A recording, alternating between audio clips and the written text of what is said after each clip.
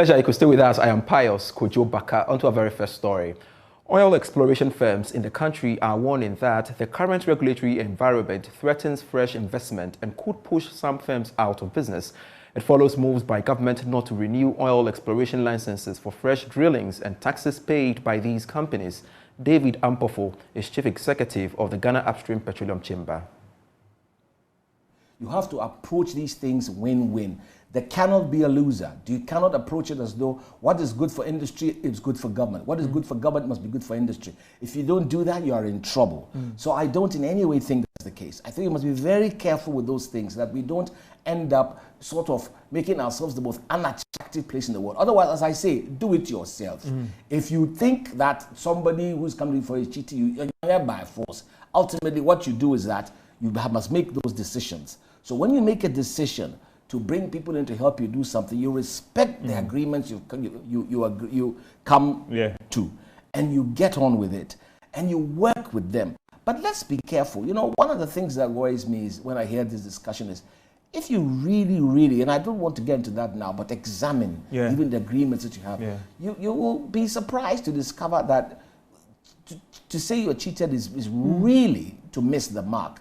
I mean, first of all, when you share revenue, remember that as a government, apart from everything, after you've taken your royalty, whatever, however small you may say it is, in the end, it is the government that can levy tax. So even if you were a company and it was 100 cedis and we agreed that I take 10 and you take 90, I take my 10, you take your 90. By the time you finish taking your 90, I can come back to you and say 30% tax on your 90. I understand what I'm trying to say. Yeah. So government has certain privileges by just being government. But every investor here has GNPC as a partner. I think we forget that. GNPC is a partner to all the exploration firms. All the firms. It's got a share in there, it works with them. And so we have to understand the concept of partnership. Okay, you cannot make progress if your approach is that, you know, somebody somewhere is cheating you. I mean, business is business. Everybody's looking for the best. There's no doubt about it. And therefore, you are looking for the best. And you to look for the best. That's it. Find good people also who know what they are about, so that when you engage in coming to an agreement, you get the best out of it also. Then and it's a win-win. You don't sort of. So do I get from you that you don't buy the argument, the school of thought, the civil society groups, those who are pushing that? Listen, review all the agreements with all the exploration firms. I don't even, when I hear it, I cannot believe it. It's so, I mean, how can you say? I mean, in the UK, they are pushing for certain levies on these exploration firms, looking at the quantum of profits you're making, windfall tax and all the rest. It just makes sense that what is happening right now, let's review this. I get from you that, no, George, hold on there. We should be careful. Yeah, you have to be in a position to do certain things. Hear that very carefully. You really have to be in a position to. The market always dictates it. If really it is a matter of deciding that, no, this is what you want to do instead, go ahead. In the end, the market will tell you. Either you will get investors coming in and working on those new terms that you want, or you will notice that nobody comes at all.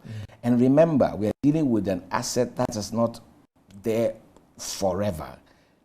You are here with me and we are going through an energy transition. The thing that worries me is the risk that if Ghana is not careful, it can end up with what they call stranded assets. A while longer in the energy space, because the Ghana Mine Workers Union is calling on management of the Sonon Asogli Power Limited to, within the next 24 hours, reinstate the over 60 workers sacked for joining the union. The union said failure by the management to heed to this call will result in a massive demonstration by the entire Trades Union Congress. General Secretary of the Mine Workers Union, Abdul Moment Gbana, joins me via Zoom. For more, grateful, Mr. Gbana, you could join me on the marketplace. First off, I would want to find this from you. Give us a brief background to this unionization tussle.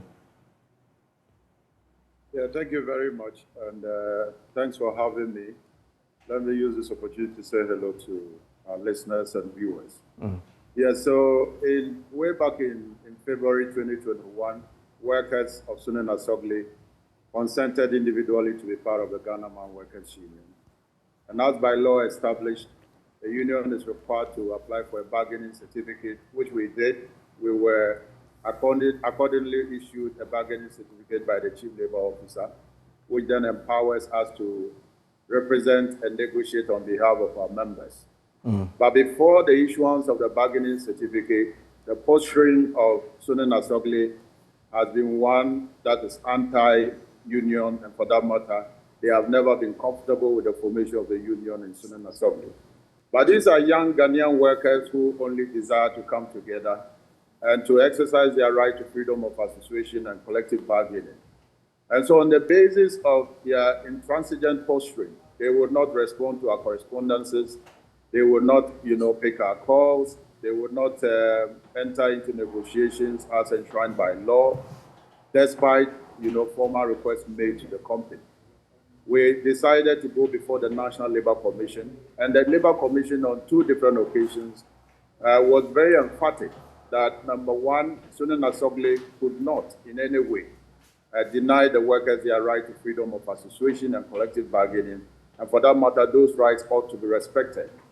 Number 2, they could not frustrate the decision by these workers to form a union, and so they needed to back off and allow these workers to freely express their rights. Unfortunately, the company's position has been that, as far as they are concerned, they do not recognize the Mine Workers Union, and that they do not recognize the bargaining certificate for whatever reason one is here to establish. But because the National Labour Commission was clear when it came to the issue of the bargaining certificate, it pronounced vividly the fact that the Labour Department had done what was required of it within the framework of the law, and had, issued the bargaining certificate, and it ought to be respected. Now, on the basis of the legitimacy of the bargaining certificate, Ghana Mine Workers Union wrote to Sunan Asogli requesting them to enter into negotiations, which they failed to do. We also requested them, in accordance with Section 111, to deduct subscriptions from our members and pay same, which they also blatantly refused to do. And so we went under Section 159 and issued a notice of strike, served it on Sunan Asogli and the National Labour Commission. The National Labour Commission intervened immediately and summoned both parties to appear before it on the 1st of March. Quite surprisingly, we appeared on the 1st of March at the National Labour Commission, only to be told through the lawyers of Sunan Asogli that they were unable to appear because they had to attend court, and actually requested that the National Labour Commission adjourn the matter to the 8th of March. But in between, we had written series of letters to the to Sunan Asogli requesting to meet with our members, which is permissible in law. We wrote to them on 3 different occasions requesting to meet with our members on the premises of the company. The company declined to accept our request, and so we requested them to meet with our members at a public location which is quite close to the company, where we met with them to fraternize with them and also to engage them on an array of issues that were bordered on their welfare, their well-being. Since then, the company has taken notice of that and has considered us as an unlawful, gathering, and for that matter, began issuing query letters to these workers who attended upon this meeting. And so we filed an additional complaint, which was to the substantive complaint that was pending before the commission. And on the 1st of March, the commission took notice of the infractions that the company had done on the ground by issuing, query letters to these workers, and took the view that parties ought to halt every activity relating to unionization. Hello, Abdul. It seems Abdul's line has frozen. Is he back? All right, so we shall connect back to Abdul moment to complete his submission on the issue we are following up for you. As and when we do have him, we shall bring him on. But let's touch on this story. It's 3 days to Ghana's 66th independence anniversary celebration. The center of attraction will be at Ho, the Volta regional capital. Already, Joy Business is learning that business activity is booming as hotels are booked, recreational centers filled, and with so much more. My colleague Mamavi Owusu-Abuaji joins me in studio with more. Mamavi, grateful you could join me on Marketplace. You were in the Volta region recently. Yes. Walk us through what you Pious, so first of all, the people of Adaklu will not allow you to say that the celebration is in Ho. Oh, okay. Specifically, that's where the youth center is. That's where the celebration is going to take place. That's in Adaklu. But of course, Ho and Adaklu, they are, just like twin towns, if you like. The whole Volta region is benefiting really from this exercise. And I can tell you from my visit, I spent 3 days traveling from Sogakope to Keta to Ho to Hohoi. People are really excited and looking forward for this. There are already a lot of investment opportunities. There are investment already that exist in the Volta region. And I want to believe that this is also giving opportunity to others to invest. We know that the rice business is booming. I got to know for the first time that we produce wine, and that's in Ho, and they use cocoa cashew to do that. We are and I say we because I come from the region, so I guess there's a bit of bias there. We produce okra. That's the largest producer from the region. Pawpaw as well. Many investment opportunities and tourism attraction as well. There's Vume. Vume produces ports. They call themselves the port city. They make the ports. And there's a huge opportunity there for investors because guess what? They still use the traditional means of making the ports. And they have a huge market. In fact, they can't even meet the demand. So if people can invest with new technology so that they can do mass production, that's a place to look out for in Vume, where they produce the ports. Earlier, you were telling me about the hotels being booked and recreational facilities. Tell me more about that. Absolutely. So this is happening in Adaklu. You think that it's only hotels in Ho, for instance, that will benefit from this. But from Sogakope through my hometown, which is Anglogan, there's an amazing destination there, which is the Reddington Chalets. Through to Keta, Aborigines and all the other hotels there are also benefiting. But if you're talking about Ho proper, which is close to the destination for the Independence Day, well, today is Friday. If you haven't booked yet, then I'm not sure if you will get a place. But listen, good luck, try. Businesses are really benefiting from what's happening on Monday, which is the Independence Day. I see. I know you have a documentary on that. Give me a teaser. All right, so, we try to explore a bit of what the region has. I discovered that there's a canopy walkway, which is the Amajofe canopy walkway. 259 steps to the walkway. Wow. And if you're fortunate and the waterfall has water, then you get to get the waterfall splashing on you as you do the walkway. Really beautiful and amazing destination. What we've tried to do is to put together some of the places that we visited exploring the region. And that's what we'll be bringing to you on Joy Prime very soon. We just can't wait, Mamavi. Grateful for joining me on the Marketplace, Mamavi Owusu-Abuaji there. Now, let's take a trip to the Volta region and gauge the business mood ahead of the anniversary. We've been joined by our Volta regional correspondent, Ivy Setoji, for more. Grateful, Ivy, you could join me on the Marketplace. First off, give us a picture of how the business climate is shaping up ahead of the anniversary. Well, naturally, Ho and Adaklu is not noted for so much businesses. But then with the Independence Day coming on Monday, some few weeks ago, people started booking hotels. So about a week or two, hotels were fully booked in Ho and Adaklu. And at a town like Petroleum also, hotels that were fully booked. Now, businesses like food vendors are also going to cash out big time. Food vendors are saying that they are going to pitch there to start their businesses. They've already started doing that because of the contractors and the workers at the site. So they've already started cashing out big time on it. Now, from today especially, so Monday is going to be very big because especially in regards to food, when people come, they buy a lot of food, water, beverages, and all that. And those people selling drinks, especially, are also going to cash out big time because, a lot of young men coming there, young women, they want to chill after the day's activities, especially from today being Friday to Monday. People are going to take or get drunk, let me put it like that. So there is going to be a lot of businesses for business owners, especially those selling drinks, water and food. As for the hotels and restaurants, they are already booked. People have already booked for their services. So right now, and the taxi business is also booming, except that the Okada, that is the Mahama Kandu, as they call it, the Pragia, they have restricted their movement in a way. Why so? Ivy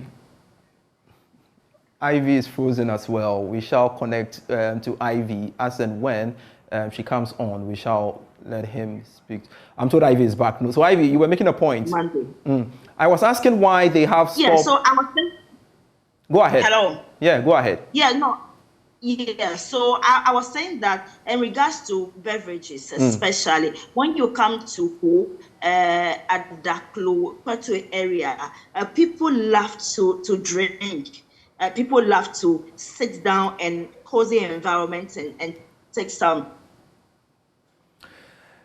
It seems that drinks, beer, and all that. So those things, that kind of business, beverages, drinks, beer, and all that are really, really cashing out. Especially from today to Monday and even Tuesday, they are going to make a lot of money from it. Food vendors, especially, so they are going to make a lot of money. So people are pitching their camps near the Youth Resource Center, where the program is going to be held on Monday, and around the Adaku stretch, so that they can do a lot of business. So a lot is happening in the regional capital. That's Ho, and then the Adaku area. All right, grateful Ivy Setoji for your time here on the marketplace, updating us up to speed in relation to the upcoming 66th Independence Anniversary celebration, by way of gauging the business mood in that part of the country. But let's connect back to our earlier story where the General Secretary of the Mine Workers Union, Abdul Mumin Bana, was telling us more about the sack of some workers who want to join the union, but unfortunately the company wouldn't allow them on. Grateful, but now you could join us back on the line. Now, you were making a point earlier. Fill us in with your submission quickly.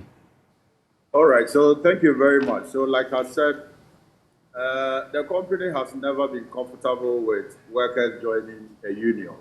But it is not about their comfort. You see, as we speak, Sunan Asogli is a member of the Independent Power Producers of Ghana. And so what is good for the Ghana is good for the goods.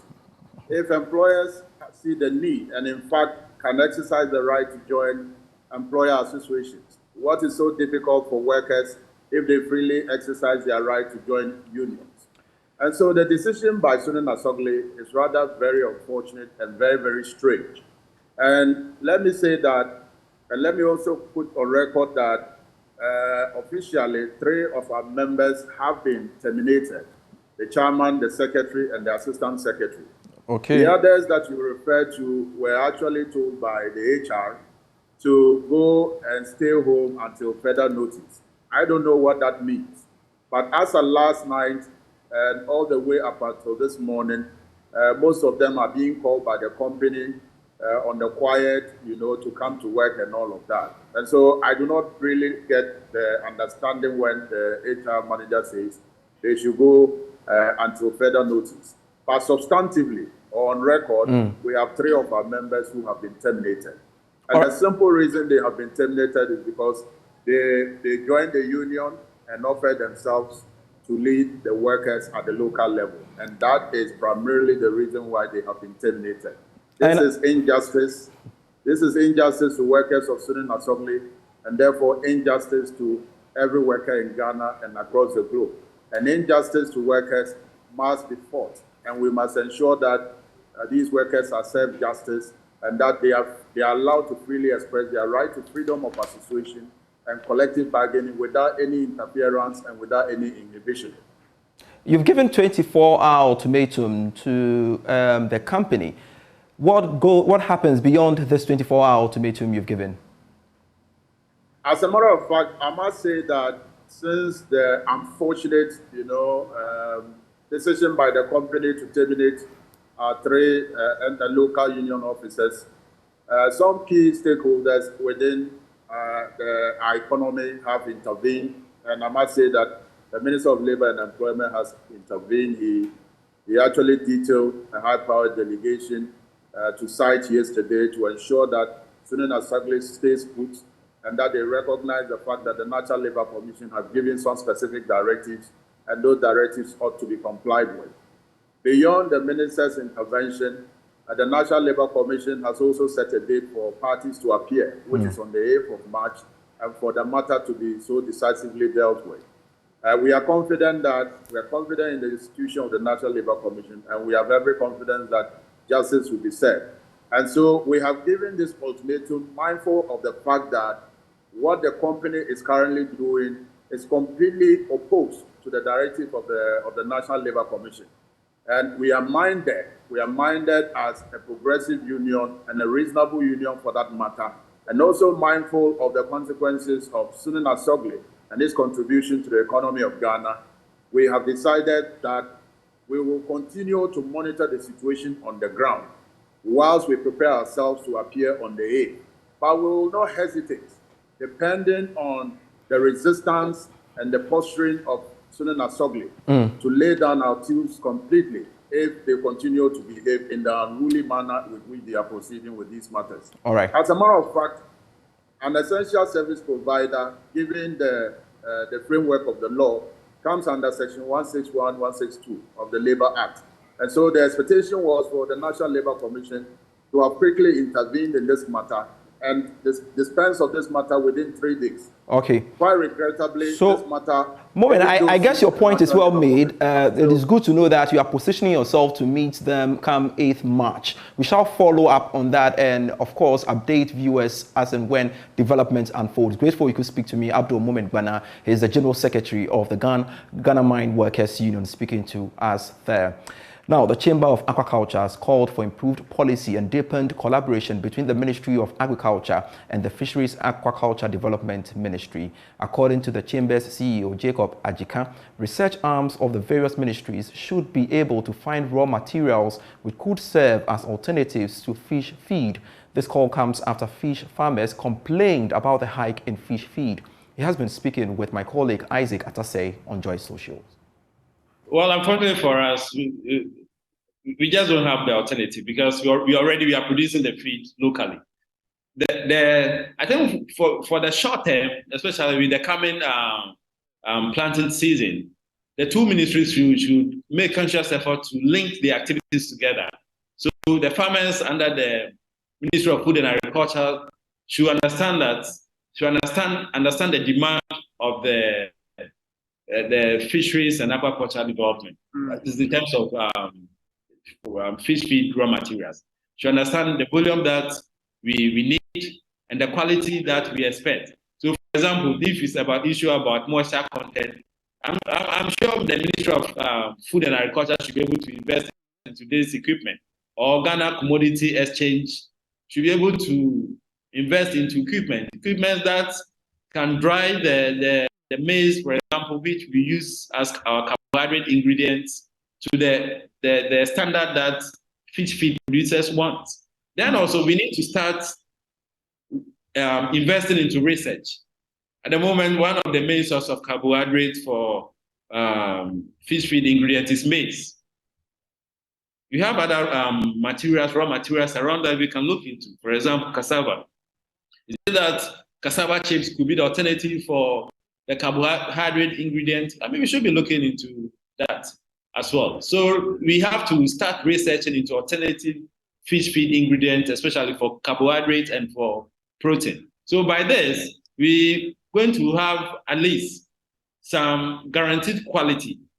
So issue about maybe a farmer supplying a particular volume that after you do your test and the rest, you have to bring the quantity reduces because of quality issue, can be eliminated within the shortest possible time. Thanks so much for being part of the bulletin. I am Pious, Kojo, Backah. You can always get business stories when you log on to myjoyonline.com/business. Great stories on that portal there for you. Money Lab is next. Serving you. Bye.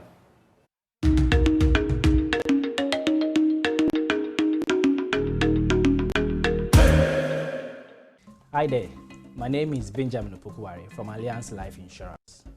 Welcome to Money Lab. On this episode, we'll be talking about insurance claim. One may ask, what is insurance claim? It's a request you make to your insurance company to reimburse you for the loss you have suffered, which is covered under the insurance policy. When a loss event occurs, please inform your insurance company quickly. Don't wait for a longer period to pass before you report. Thank you for joining Money Lab. See you in the next episode.